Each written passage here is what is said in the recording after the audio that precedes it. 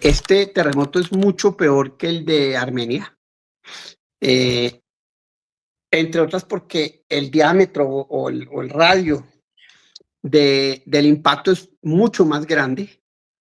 Manizales, Pereira, Armenia, Cali, o sea, Chocó. Entonces la reconstrucción va a ser mucho más difícil y mucho más compleja. Y Abelardo, fíjense, verá lo primero que dijo Abelardo cuando el terremoto, dijo, esto nos afectó a todos, aquí no hay color político. Lo primero que dijo. Ese es el mensaje. Eso es lo que hay que hacer.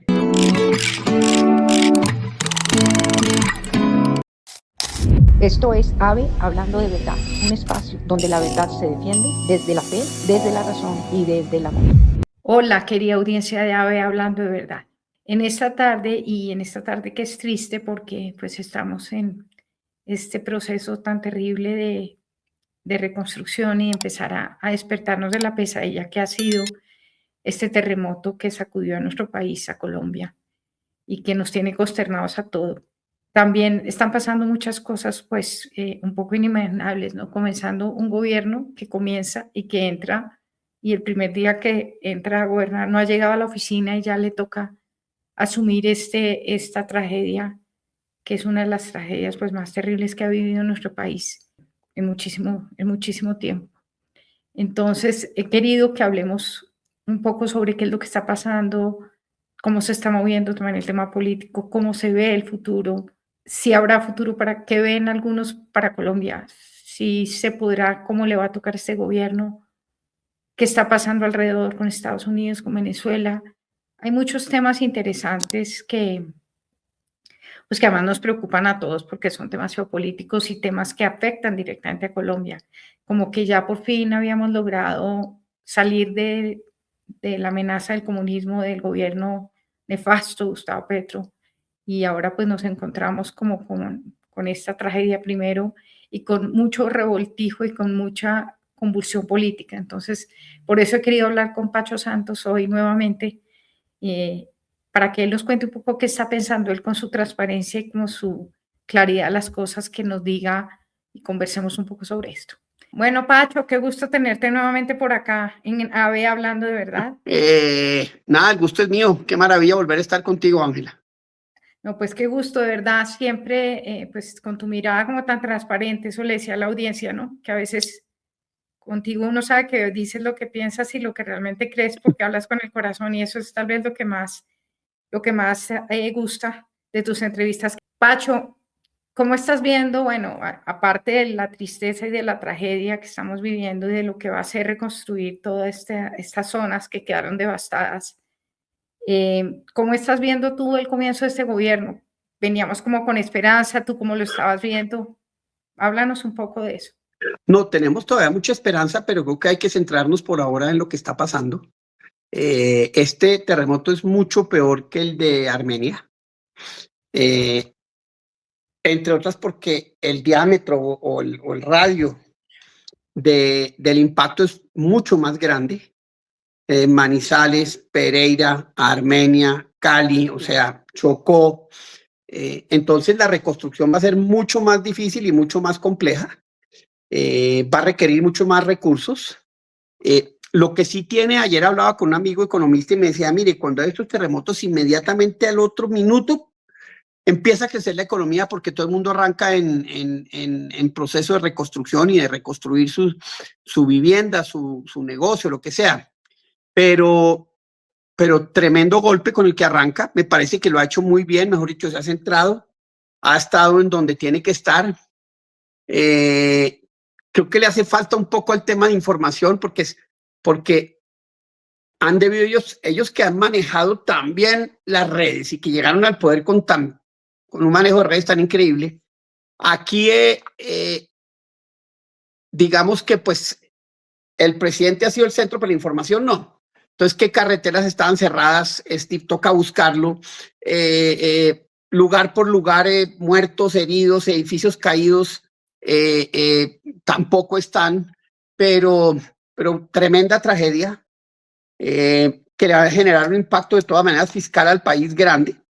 Pero lo que sí creo es que empezamos con un gobierno firme, claro, que no echa carreta, que tiene una relación así con Estados Unidos, que me parece muy importante. Yo creo que los señores de las FARC y el ELN deben estar empezando a pensar cómo van a pagar esconderos a peso. Pero por ahora centrarnos el próximo mes quizás es donde uno va a ver, bueno, para dónde organizan esto y qué se genera para reconstruir todo lo que hay que reconstruir. Mire, lo de Pereira es brutal. Lo de Pereira es impresionante. Manizales no tanto. Pereira es quizás el epicentro de Ciudad Grande más. En Cali, un jurgo también de edificios caídos. En Cali, de la Plaza de Toros para abajo es donde ha habido la mayor destrucción hacia el sur. Pero una destrucción importantísima. O sea, una cosa que va a costar mucho reconstruir. Pero bueno, afortunadamente estamos en el gobierno de Abelardo y no el de Petro, porque el de Petro se hubieran robado toda la plata antes de ayudar a la gente, porque lo que se han demostrado en esto es que no tienen empatía, es que todo lo utilizan para el tema político. Yo he visto los mensajes de Petro y de la Zuleta y de todas esas sinvergüenzas. Uy, es vergonzoso, en un momento de dolor como este.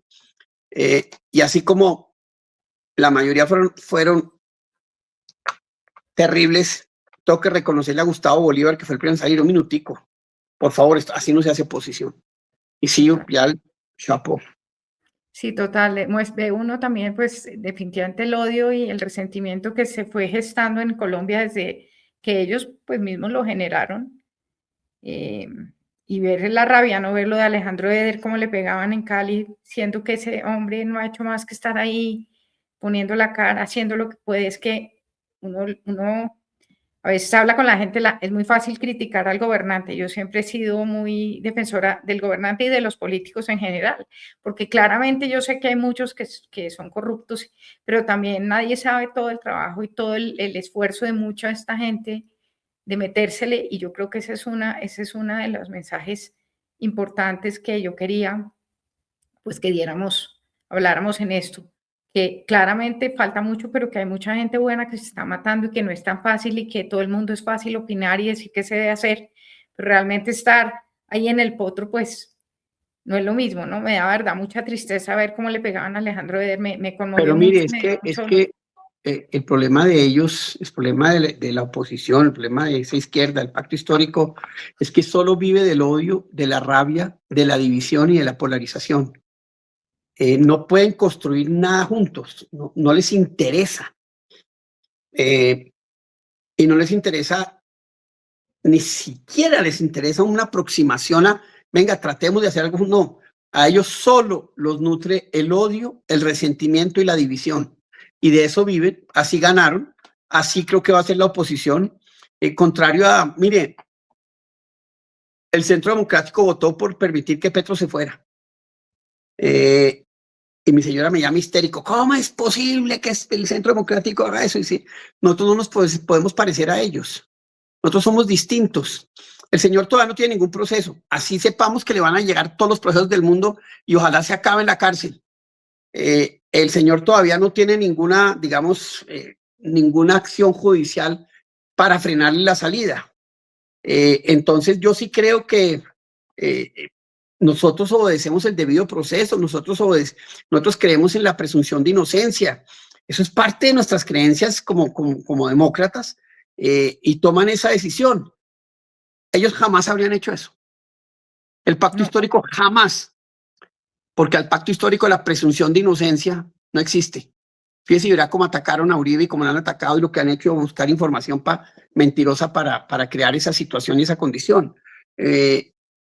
Para el pacto histórico, ese tipo de hechos por el que nos condenan, por ser decentes y ser legales y le cuestan al Centro Democrático, tristemente el otro lado jamás lo haría. Pero bueno, eso es lo que nos diferencia y tenemos que mostrar lo que nos diferencia. Tenemos que mostrar a los jóvenes que nosotros respetamos la ley y le tenemos que mostrar a los jóvenes que nosotros estamos con la seguridad y vamos a ir detrás de los malandros a como dé lugar.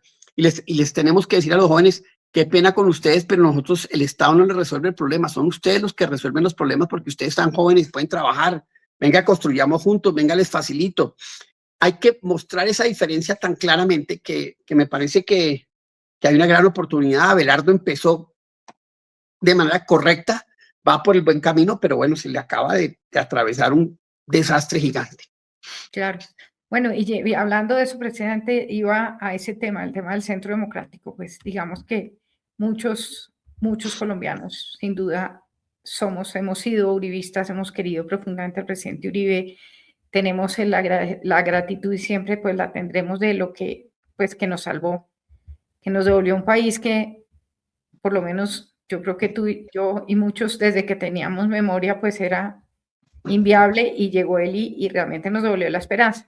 Pero si uno ve, pues muchas cosas que este tema, por ejemplo, que nombras de lo de ayer, bueno, digamos que lo puede uno entender desde ese punto de vista, puede uno tener una diferencia a otra, pero en general uno ve que algo está pasando dentro del Centro Democrático y no viene ahorita, sino desde la campaña, como esos mensajes que se mandan. ¿Qué es lo que está pasando con el Centro Democrático? No, mira, no, yo no creo que esté pasando absolutamente nada. Si algo es el Centro Democrático, es coherente, coherente con el respeto a la ley, coherente con apoyar y empujar las cosas que le sirven al país, coherente con hacer oposición durísima para los que destruyen el país, como nos pasó durante los 4 años. El Centro Democrático no se vende, no se entrega, no. El Centro Democrático en eso yo diría, el partido más serio que hay ahorita en Colombia, el más serio, el más responsable. Y eso no ha cambiado, eso no ha cambiado, y precisamente por eso es el costo. Entonces, lo que pasó con Honorio, el presidente del Senado, mire, el reconocimiento al partido que al otro día de ganar a Abelardo dijo: soy partido de gobierno, no preguntó nada ni va a pedir nada. Vamos a apoyarlo y lo vamos a apoyar los 4 años en todo lo bueno. Cuando se equivoque y haga un error, seremos los primeros porque es que la democracia es eso, seremos los primeros en decir un minutico, por ahí no es. Y seguramente nos va a costar, pero nosotros cuando Uribe rescató el país y cuando construyó esto, era para que una democracia republicana con separación de poderes y respeto a la institucionalidad de las leyes se diera, y eso es lo que vamos a defender. Y eso es lo que hemos defendido desde que se creó el Centro Democrático. Eso fue lo que defendimos con el presidente Uribe en el gobierno. Obviamente, después de este horror de 4 años, todo el mundo quiere que seamos igual de duros, igual de incomplacientes, igual de... No, los bandidos son ellos, nosotros operamos de una manera distinta. Y Abelardo, fíjense, verá lo primero que dijo Abelardo cuando el terremoto, dijo: esto nos afectó a todos, aquí no hay color político. Lo primero que dijo. Ese es el mensaje, eso es lo que hay que hacer. Yo estoy de acuerdo contigo, contigo, pero te hago una pregunta, así súper tratando de ser muy objetivo. Estoy de acuerdo y yo creo que uno no se puede parecer a lo que combate, porque pues no, uno no es eso.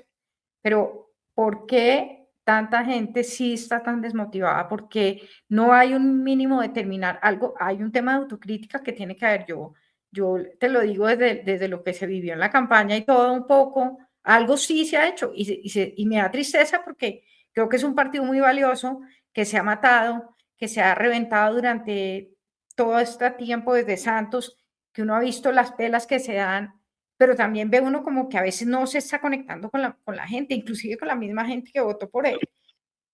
Eso te lo acepto. Esa crítica te la acepto. Yo sí creo que el partido y el partido tiene que conectarse mucho más. Yo sí creo que el partido tiene que evolucionar hacia un partido que defienda unas ideas claramente y que no dé un poquito esos, pues, no de ese bandazo que dio Paloma, que pues desafortunadamente yo estuve con Paloma y le ayudé y hice todo lo posible. Nos equivocamos y decir que nosotros no somos un partido de derecha republicana, democrática, seria, es una equivocación. Es que ¿quién dijo que la derecha es insensible al ciudadano o al dolor del ciudadano? Eso no es cierto. Entonces lo que sí queda claro es que la derecha es absolutamente contundente con la violencia, con los malos, es contundente con la protección de la propiedad privada y tiene clarísimo que el crecimiento de la economía es fundamental para poder repartir más a los que más lo necesitan. Y eso fue Reagan. Reagan fue eso. Que digamos, es quizás uno de los símbolos más importantes de la derecha republicana en el mundo. Margaret Thatcher fue eso. Nosotros somos eso y no tenemos que negarlo, pero sí te acepto que hace falta un poco más de autocrítica, hace falta, yo creo que toca empezar a conectarse un poco más con la gente. Me parece que la labor de los senadores va a tener que ser mucho más orientada a las regiones, porque si no, pues el partido va a acabar mal, y se va a perder todo este esfuerzo que sería yo creo que sería muy dañino para el país. Pero bueno, esperemos a ver. No, pues el presidente Uribe lo entiende y lo tiene claro, no te quepa la menor duda. Qué bueno. Sí, porque le da a uno, pues personalmente da tristeza a veces saber todo lo que se ha hecho y que no es justo también ahora, pues ahí sí no ver lo bueno, como dicen a veces los hijos, siempre queda faltando algo, pero digamos que sí le da a uno tristeza y pues ojalá haya una mirada un poco más autocrítica hacia adentro, porque de verdad creo que es un partido que ha sido el partido que ha mantenido, que ha dado una batalla muy importante durante todos estos tantos años de dolor y especialmente gente muy puntual. ¿Tú qué opinas del tema de la lista cerrada? Insistir en eso, hay mucha crítica sobre eso. ¿Qué opinas? Yo cada vez creo más en la lista cerrada para que veas, porque es que la lista abierta lo único que hace es generar unos espacios de personalismos políticos que se crean, sobre todo en las regiones, en senados y cámaras, que tienen su mundo cerrado al que le ofertan y le dan y que le consiguen puestos y toda una manera sin entender que la mirada de un congresista y de un senador tiene que ser mucho más amplia. Representan sí a sus votantes, pero representan un país, y creo que cuando usted fragmenta, eso genera es un motor para el clientelismo brutal. Sí. Desmonta los partidos, les quita fuerza a los partidos. Mira, comen el Partido Conservador, el Partido Liberal, la U, Cambio Radical. Pues allá hay los senadores, los votos de los senadores son de ellos, no son del partido. Entonces pueden extorsionar al partido y decirle, me da esto o hago esto. Entonces se pierde la identidad ideológica también. Lo que pasa es que, no nos digamos mentiras, el mundo, el celular cambió la política, el celular volvió la política a un escenario de narrativas, de batallas mediáticas con objetivos políticos claros, y creo que los partidos políticos están en un momento de crisis que si no se transforman y convierten todo el tema digital en un mecanismo de tomar decisiones para oír a la gente que no lo hacen, van a desaparecer y van a quedar, son movimientos personalistas que no son lo mejor para una democracia. Sí, claro. Bueno, Pacho, y hablando de un tema que sé que te gusta mucho y te importa mucho, que es el tema de Venezuela, relacionado con Colombia, finalmente, ¿qué realmente está pasando en Venezuela? Porque pues uno entiende que no es fácil, pero oye al señor Trump pues hablar como que es que estamos sacando todo el petróleo. Realmente, ¿qué va a pasar ahí? Creo que Colombia es muy importante para jalar como esa transición, ese cambio real en Venezuela. Pero tú, ¿cómo lo estás viendo? ¿Estás optimista, esperanzado? Pues yo soy optimista. Yo soy optimista. Lo que creo es que tenemos que ser realistas. Uno, hay que buscarle salidas a esos ampones. Dos, creo que como lo están haciendo ahorita, es que es interesantísimo, porque Estados Unidos llega y saca a este señor y dice, necesito un poder ejecutivo que me ayude a manejar las cosas, pero necesito un poder legislativo que me empiece a crear institucionalidad democrática. Y por eso es que deciden que la negociación la haga Dinora Figuera, que era la presidenta de la Asamblea del 2015. Entonces ya tienen dos poderes, uno autocrático y el otro democrático, pero esos van a jugar a través de esos dos poderes para que finalmente sea la asamblea la que tome decisiones, porque no nos digamos mentiras. Ortega, la negociación, sí, lo que está pasando, pero lo que diga Estados Unidos es lo que se va a hacer, punto.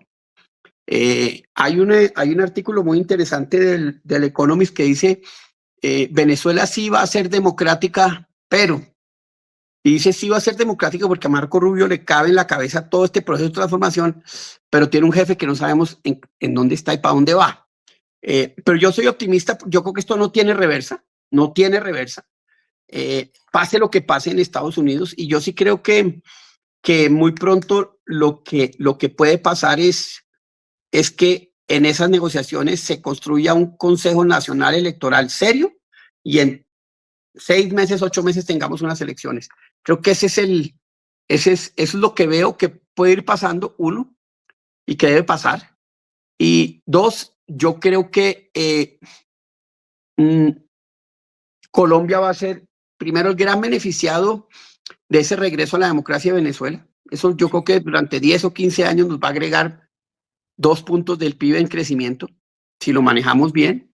No olvidemos que en el 2006, cuando termina nuestro primer gobierno, Colombia le vendía $7.000 millones a Venezuela. $7.000 millones. Entonces, ahí hay una ventaja en el regreso de la democracia, porque si siguen estos malandros, pues eso va a seguir igual a como está. Pero yo creo que ya Estados Unidos tomó una decisión y lo está haciendo de una manera que uno quizás esté en desacuerdo o en acuerdo, pero la transición ordenada para que no les pase lo que pasó en Afganistán o en Irak, donde eso fue un desastre, y mire cómo están los dos países, pues me parece que es lógico. Y yo por eso, yo soy optimista de que al presidente Abelardo le vaya a tocar ir a la posesión de María Corina. Ojalá, Dios te oiga. Un tema que es ahí como muy difícil, el tema de los militares, ¿no? ¿Eso cómo lo estarán manejando? No, mire, yo creo que estamos sobredimensionando el tema de la inseguridad y el tema de los militares. Los militares están sufriendo mucho, todos, el 90%. Hay un 10% de militares que están enriqueciendo.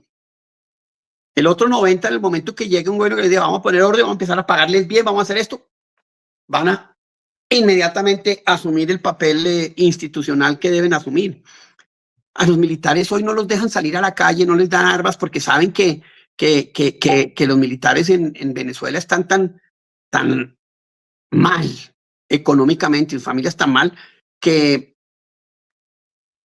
no le tienen confianza, le tienen confianza a unos grupitos, pero esos grupitos son fácilmente desarmables. Entonces a mí no me preocupa eso, entre otras porque es que ¿qué van a hacer esos grupitos en contra de Estados Unidos cuando digas esto va a ser así? No pueden. O sea, me parece que está todo listo y todo hecho para que en una transición, para que se dé una transición pacífica y con poquito costo de sangre, que creo que es sorprendente, sería algo sorprendente. Y mire, te lo digo así, Ángela, el único triunfo político en el exterior que va a tener Trump es Venezuela. El único. Todo lo demás va a ser un desastre. Y yo creo que más temprano que tarde él va a entenderlo.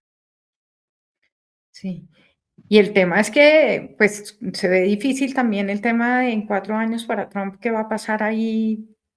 O sea, si van a repetir ellos, si van a poder elegir a Marco Rubio o a J.D. Vance, ya sea cual sea el candidato, y ahí se complica la cosa también para Venezuela, porque si no se hace todo eso pronto, ¿cómo lo ves? No, pero no, porque yo creo que los demócratas tienen clarísimo el tema de Venezuela, ya saben mucho. A ver, el tema de Venezuela y el tema de Cuba tiene un impacto electoral gigante en Estados Unidos. Tan así que la Florida, que era lo que llamaban, o era un estado que podía ir para un lado o para otro, ya no, ya es totalmente republicano. Los demócratas saben que para volver la Florida un estado peleable. Tienen que tener mucha claridad frente a muchos temas de América Latina, entre otras Cuba y Venezuela. Entonces, yo no estoy preocupado por si se da un cambio en los próximos 2 años. Obviamente, si es Bernie Sanders o esa locura socialista de extrema izquierda del Partido Demócrata, estamos jodidos. Ahí sí te tengo que decir claramente. Claro, sí, la señora Ocasio esta es un desastre. Sí, es que es a eso lo que se refiere uno a veces que... Pero Sí, bueno, pero mire, Estados Unidos no está listo para que llegue una persona como la señora Ocasio-Cortez o el señor Bernie Sanders o toda esa izquierda. Ya precisamente ahorita en unas primarias en Michigan, no, en Wisconsin, para la gobernación de Wisconsin, una de estas socialistas, pero brutales, perdió con un demócrata de centro. Yo creo que se le están jugando tanto que están ahuyentando a su digamos, al eje de su voto, y eso es muy peligroso para el Partido Demócrata, y el Partido Demócrata necesita ese centro para poder ganar, y todos estos mandamis, y eso lo están ahuyentando. Ya. Y por ejemplo, el hecho de que ahora con este tema del escudo de las Américas y todo ya, digamos, todos los países alineados, que lo que le pasó al presidente Uribe fue terrible porque tenía toda la voluntad para hacer todo, pero con esos vecinos pues fue lo que complicó la cosa. En este momento, la presión que va a haber desde Colombia, desde Ecuador, Perú, todo, eso va a ayudar también en el tema de Venezuela, ¿no? ¿No crees tú? Y en el tema del narcotráfico, porque es que aquí tenemos que tener claro que las amenazas a la democracia son en primera instancia el populismo y el comunismo. Cuba, Nicaragua y Venezuela son la amenaza número 1, y esa amenaza tiene una superposición de China, Rusia e Irán que no podemos quitarlos de vista porque ahí están, ya ellos son enemigos de la democracia liberal y de la libertad, punto. Y van a querer destruirla y van a seguir tratando de destruirla, así hoy uno esté distraído por una guerra, el otro está distraído por otra guerra y el otro sea más cauteloso, pero tiene un plan a largo plazo, como es China, para sacar todo lo que pueda de América Latina y donde pueda generar disrupción, generarla. Pero el segundo fenómeno es el de la criminalidad. Si ese populismo, que mire México, México ya no es una, México ya no es una democracia, la gente no se ha dado cuenta. México, el Estado de Derecho, la presunción de inocencia se perdió. Hoy la policía puede arrestar a una persona sin ningún tipo de decisión judicial. Hoy los poderes que tiene el Ejecutivo ya superseden al Poder Judicial totalmente. Y eso pues tiene un componente fundamental en México, que es el narcotráfico. El señor López Obrador, con abrazos y no balazos, metió al narcotráfico en su partido en Morena. Petro con su paz total lo metió en el pacto histórico, y la amenaza del narcotráfico desde México hasta Argentina, Brasil, etcétera, y de la criminalidad organizada, porque es que la minería ilegal es igual de grande al narcotráfico. Son unas amenazas gigantes que el Escudo de las Américas tiene que empezar a entender. Pero solo con el Escudo de las Américas no llegamos al otro lado, necesitamos mucho más. Necesitamos que ese Escudo de las Américas tenga un tema como la migración. ¿Cómo vamos a manejar la migración? Un tema económico, ¿cómo nos vamos a poder satisfacer como país económicamente de ustedes y ustedes de nosotros? O sea, ¿cómo utilizamos ese escudo para lograr una integración mucho mayor y una integración real? Una integración cuyos ejes son la democracia y la libertad, pero también la propiedad privada, el desarrollo económico. Y creo que el mundo está llevando a que Estados Unidos, que ya no va a ser un superpoder mundial, va a ser uno de los poderes mundiales, asuma la responsabilidad de América Latina y sea eso una oportunidad para nosotros por fin tener un Estados Unidos que mire a la región. Pues ojalá sea así, porque ahora México perdido, ¿qué? Uno en Perdido. México que no hay nada, México no hay nada que hacer, ¿no? México está totalmente perdido. En México, el Estado de Derecho se acabó. Pero En y México esperanza de utilizaron la algún democracia. liderazgo, No, en México utilizaron la democracia para desmontar la independencia del Poder Judicial. Chao, la acabaron. Sí, claro. La acabaron. Entonces, cuando tú matas el Poder Judicial, ¿quién tiene la fuerza y quién puede hacer las cosas? Pues el Ejecutivo.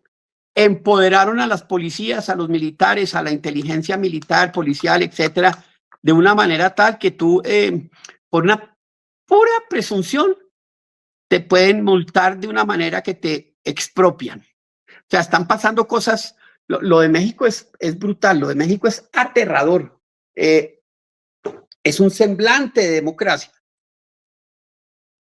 pero no tiene ni separación de poderes, ni independencia del Poder Judicial, y tiene un superpoder en el Ejecutivo que pues hace lo que le da la gana y no importa. Yo creo que ese es el lío más grande que tenemos ahorita, y que porque creo que después de que salgamos de Delcy y de Díaz Canel y de Ortega, y eso creo que se va a dar, pues viene lo más difícil, que es México, porque lo de México tiene una fachada bonita, pero es un estado con partido único, como lo es el Partido Comunista en China, y como lo es el Partido Comunista en Cuba, y como es el Partido Comunista en esos países autoritarios de extrema izquierda. Y no ve uno, pues, salida. Pues es que a nosotros nos hubiera pasado, yo creo, lo mismo o peor si hubiera ganado No, estoy seguro que nos habría pasado lo mismo. Estoy seguro que iríamos en el mismo camino. Gracias a Dios apareció Abelardo, te lo digo así.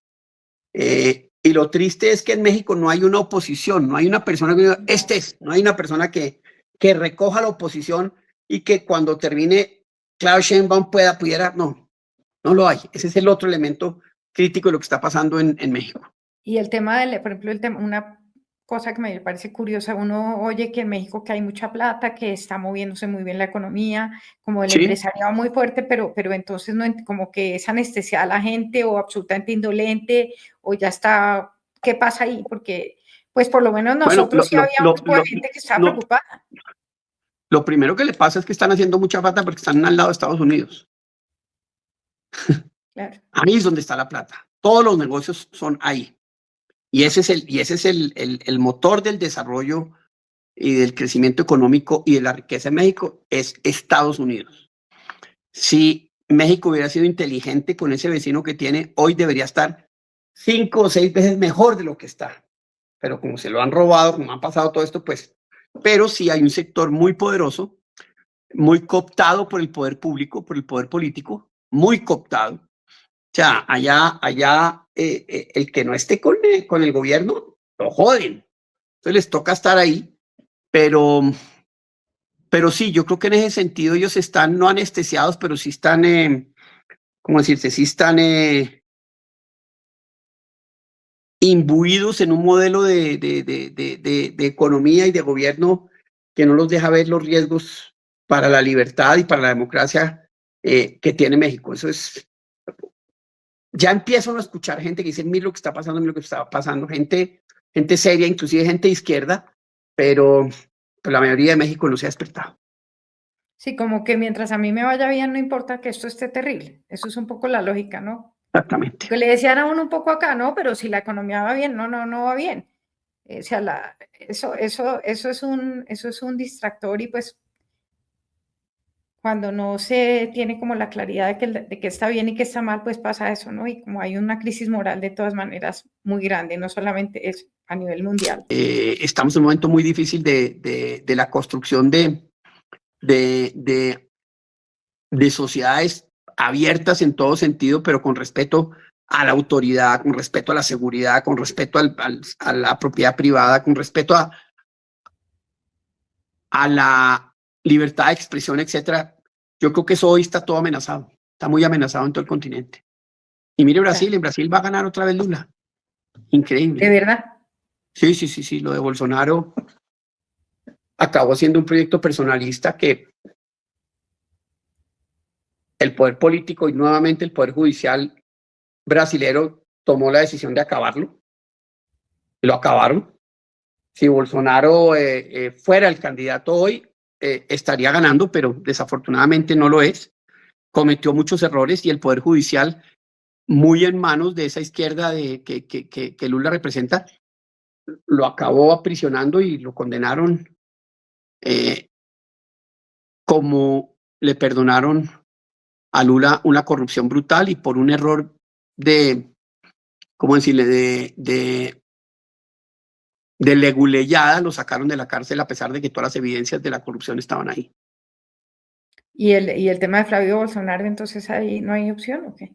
Pues estamos ya a 2 meses de las elecciones, entonces yo creo que la diferencia es demasiado grande, pero también se equivocan y eso lo vimos en Colombia, las grandes empresas de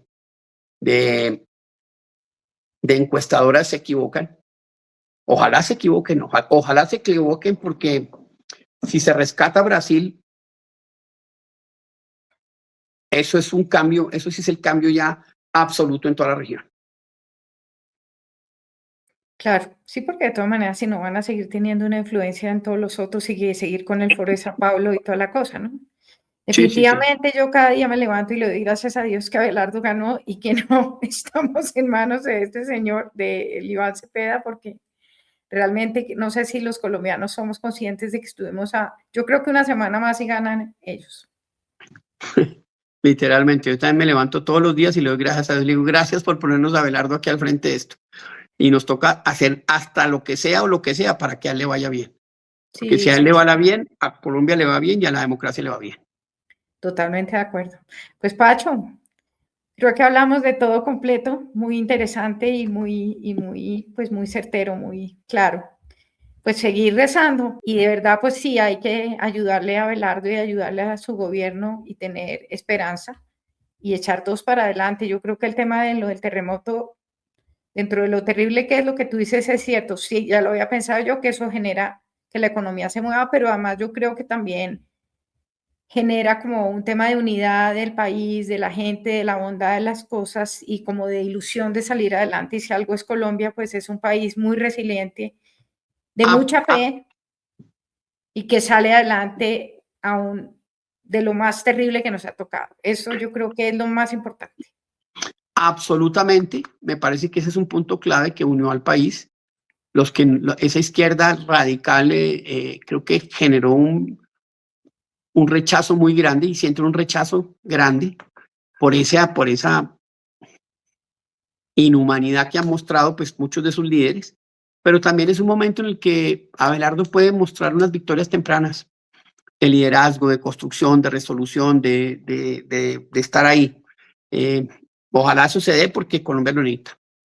Sí, además teniendo el contraste de lo anterior, pues que era todo lo contrario, el desastre total, nada positivo. Entonces, pues es una oportunidad. Bueno, pues nada, esperemos Angelita, que la gracias. próxima vez que hablemos esto vaya mucho mejor. Y bueno, tener fe y esperanza en el futuro y en que Dios siga bendiciendo a Colombia. Y rezar por todas las víctimas del terremoto de Colombia, por todos los que están debajo de los escombros, por esas familias que lo perdieron todo y que necesitamos ayudarles hasta que recuperen. Total. Lo Sí, que ayer invitar nuevamente, que ayer ya lo hice en un video que grabé, pero invitar a que todos podemos hacer algo, o sea, así sea donar 50.000 pesos, lo que pueda cada persona, pero si los 50 millones de colombianos o 40 y pico hacemos algo, todo va a ser mucho más fácil. Eso sí es clarísimo y eso hay que motivarlo también a los jóvenes, ¿no? Que se muevan y que ayuden y que si quieren ser voluntarios, eso me parece muy importante y es un mensaje pues que hay que permanentemente recordar. Y yo creo que sí ha pasado y eso es uno de los, y sí está pasando, o sea, si ven una cantidad de gente ayudando, yo creo que eso unió al país y eso es muy importante, el de arriba sabe cómo hace las cosas. Totalmente, sí, por algo, Dios sabe por qué permite un mal para a veces sacar un bien mayor, ¿no? Pues un abrazo, muchas gracias y gracias a la audiencia. Si les gustó, que espero que sí, que no se les olvide darle clic a la campanita y darle like y compartir sobre todo esta entrevista para que mucha gente tenga acceso a esta información que de pronto pues no se ve en todos los medios tradicionales y pues con un invitado así tan especial como Pacho.